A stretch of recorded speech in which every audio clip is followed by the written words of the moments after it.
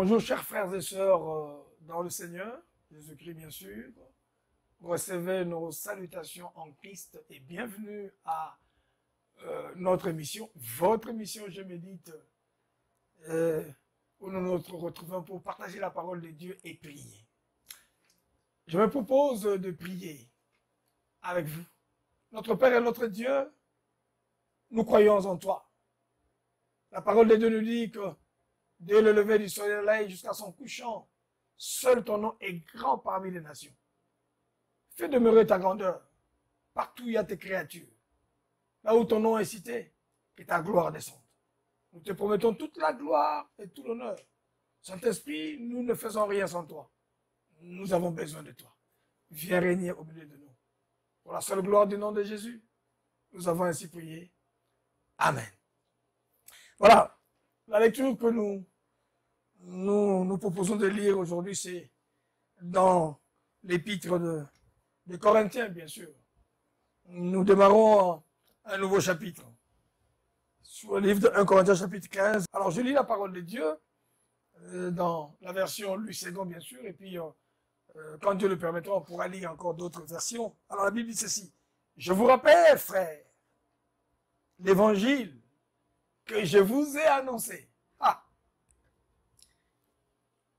Lorsque vous avez reçu Jésus-Christ, ou lorsque vous m'avez reçu, dans lesquels vous avez persévéré, j'insiste, et par lesquels vous êtes sauvés, si vous le retenez, écoutez bien, dans les termes où je vous l'ai annoncé.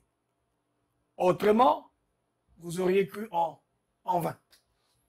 Je vous ai enseigné avant tout, comme je l'avais aussi reçu, que Christ est mort pour nos péchés, selon les Écritures. Il a été enseveli, et il est ressuscité le 3e jour, selon les Écritures. Et il est apparu à Cépha, puis aux 12. Ensuite, il est apparu à plus de 500 frères à la fois, dont la plupart sont encore vivants, et dont quelques-uns sont morts. Ensuite, il est apparu à Jacques, puis à tous les apôtres. Je me permets de lire le verset 8 quand même. Après eux tous, il m'est aussi apparu à moi comme l'avorton. Je m'arrête là. Que le Seigneur vous bénisse. Bien aimé, je voudrais... c'est merveilleux, c'est beau ce texte. Parce que l'apôtre Paul est en train de répondre. Pourquoi l'apôtre Paul répond de cette manière-là? Parce que, au travers de toutes les questions qui lui ont été posées, c'est un apôtre, sa vie, son ministère, c'est de bâtir des églises. Non seulement des églises, mais de bâtir des hommes et des femmes. OK? Avec le fondement de la parole de Dieu, bien sûr. Et vous imaginez, père qu'il est, l'apôtre, il a bâti une église et puis quelques mois plus tard, il reçoit des questions. Il constate que ceux à qui il a prêché la parole de Dieu confessent d'autres doctrines.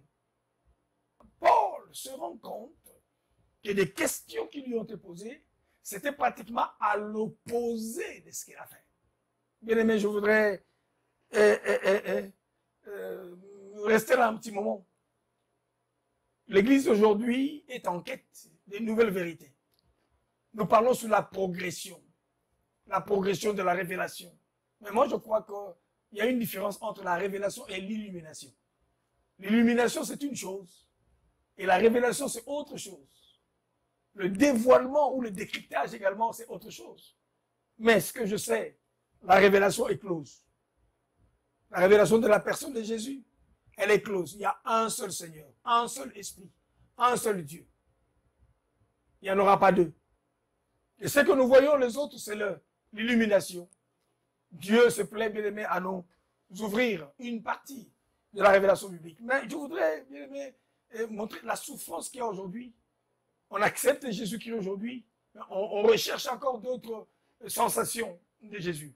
Et l'apôtre Paul est en train de dire, mais je vous rappelle, frère, l'évangile que je vous ai annoncé, l'évangile qui est la bonne nouvelle. Les gens qui acceptent Jésus aujourd'hui, mais qui recherchent encore bien aimé, autre chose en plus, les artifices. Bien aimé, il y en a qui sont prêts à perdre ce qu'ils ont reçu Il paraît qu'il n'y a pas de succès dans le ministère, il n'y a pas d'évolution. Tu sens que tu n'as pas de foule. Parce que tu voudrais avoir 10 000 membres, tu voudrais avoir 15 000 membres. Une foule n'est pas forcément une église. Une église n'est pas forcément une foule. Mais une église, bien aimé, est marquée. C'est l'endroit où la personne de Jésus-Christ est mise en exergue. Dans une église où il y a Christ, bien aimé, il y a des signes évidents de sa présence. Que personne ne vous détourne de ce que tu as entendu il y a 20 ans, il y a 30 ans, il y a 40 ans. Bien aimé, c'est un scandale aujourd'hui. Tu es prêt, bien aimé, à rejeter l'évangile. Bien aimé, l'évangile de la conversion, l'évangile de la repentance, l'évangile du salut, l'évangile de la sanctification, l'évangile de la séparation avec du péché. La conséquence du péché, c'est la mort. C'est la mort. Mais le don gratuit, bien aimé, de notre Père, c'est la vie éternelle en Jésus. Ça ne change pas. Séparez-vous du péché. Il n'y a pas de rapport entre Dieu et le péché, bien aimé. On ne peut pas parler de la grâce. On ne peut pas séparer la sanctification et la justification. C'est pas possible. L'apôtre Paul dit, demeurez-vous longtemps dans le péché, vous voulez que la grâce abonde. Il n'y a pas de rapport entre bien aimé, Bélial et Christ. Bien aimé, je voudrais prier avec nous. Chaque jour, je prie à Dieu que je garde le même évangile, que je puisse avoir 5 membres, je garde la vérité de la parole de Dieu, que je puisse avoir 10 000 membres, que je reste humble, que je sois pasteur, archibishop, évêque, tout ce que vous voulez bien aimer. Je suis d'abord enfant de Dieu.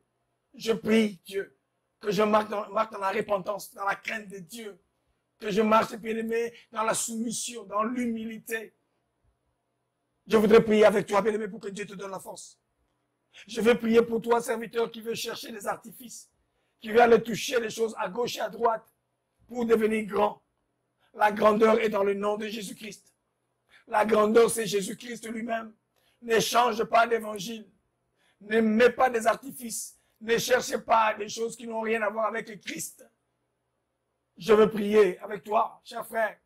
Tu es tenté. Tu veux faire comme. Tu veux travailler comme. Reste dans ton contrat promis avec Dieu, la sanctification. Je veux prier Dieu pour toi. Je veux prier Dieu pour toi. Tu cherches à gauche et à droite. Dieu, c'est la simplicité. Dieu, c'est la tranquillité. Dieu, c'est sa parole. Dieu, c'est son esprit. Marchez selon l'esprit et vous n'accomplirez pas les désirs de la chair. Notre Père et notre Dieu, je viens te prier pour que tu ramènes sur le bon chemin.